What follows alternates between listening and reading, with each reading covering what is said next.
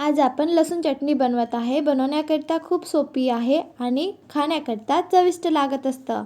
पराठ्यासोबत खाण्याकरिता ही चटणी आपण सहज घरी बनवू शकतो।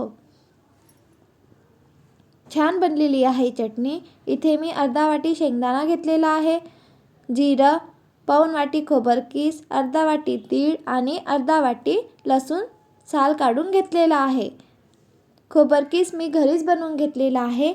ही चटणी सहज आपण फिरायला जात असतो तर पराठ्यासोबत खाण्याकरिता बनवून घेऊन जाऊ शकतो। आता आपण तीळ परतून घेऊया।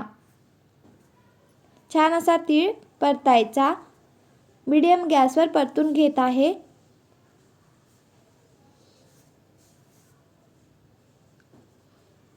बनवायला खूप सोपी आहे ही चटणी आणि खाण्याकरिता चविष्ट लागत असतं। लहान मुलांना तसेच मोठ्यांना ही चटणी खूप आवडणार।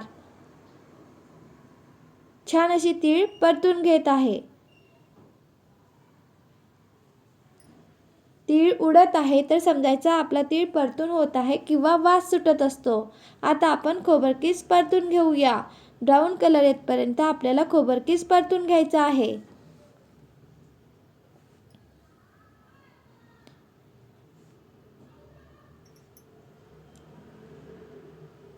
परतत राहायचं जेणेकरून खोबरकीस जळायला नाही पाहिजे।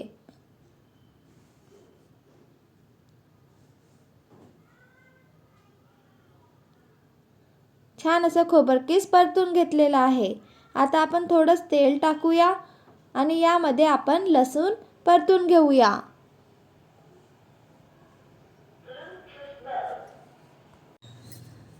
छान असा लसूण परतून घेऊया। लसूण पण ब्राऊन कलर येतपर्यंत आपल्याला परतून घ्यायचं आहे।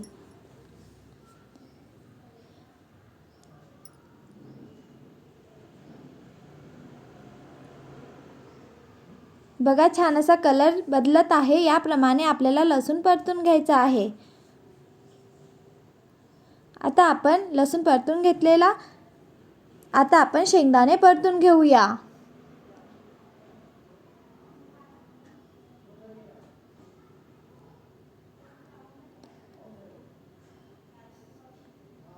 छान असे शेंगदाणे पण परतून घेतलेले आहे। तीळ, लसूण, खोबरकीस आणि शेंगदाणे परतून घेतलेले आहे। आता आपण मिक्सरमध्ये तीळ आणि शेंगदाणे आधी बारीक करूया। इथे मी थोडाच कढीपत्ता घेत आहे। शेंगदाणा आणि तीळ आधी मिक्सरमध्ये बारीक करूया।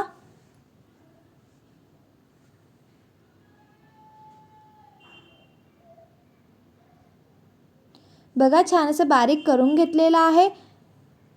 आता आपण यामध्ये लसूण, कढीपत्ता टाकूया।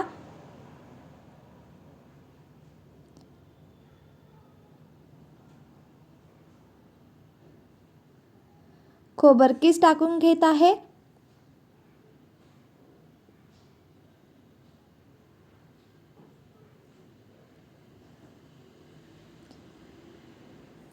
पोहा खायच्या चम्मचनी 1 चम्मच जिरं टाकलेलं आहे आणि मिक्सरमध्ये फिरून घेतलेलं आहे। बघा छान असं बारीक झालेलं आहे। आता आपण यामध्ये तिखट आणि मीठ टाकूया। बघा छान असं बारीक झालेलं। आता आपण चवीनुसार मीठ टाकूया। मिठाचं प्रमाण कमी जास्त करू शकतो आणि इथे मी लाल तिखटचा वापर करत आहे।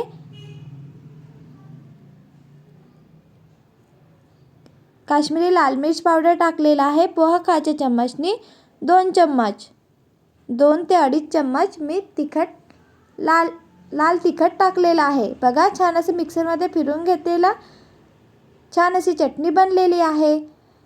खूप छान लागत असतं। बनवून बघा आणि कमेंट करून सांगा की कशी बनलेली आहे। आपण बाहेर जाण्याकरिता पराठ्यासोबत खाण्याकरिता ही चटणी खूप छान लागत असतं।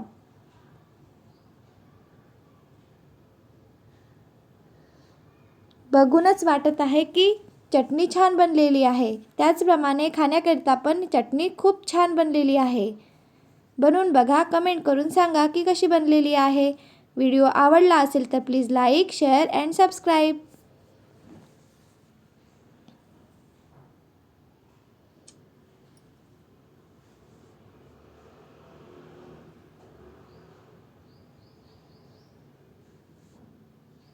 Bye bye.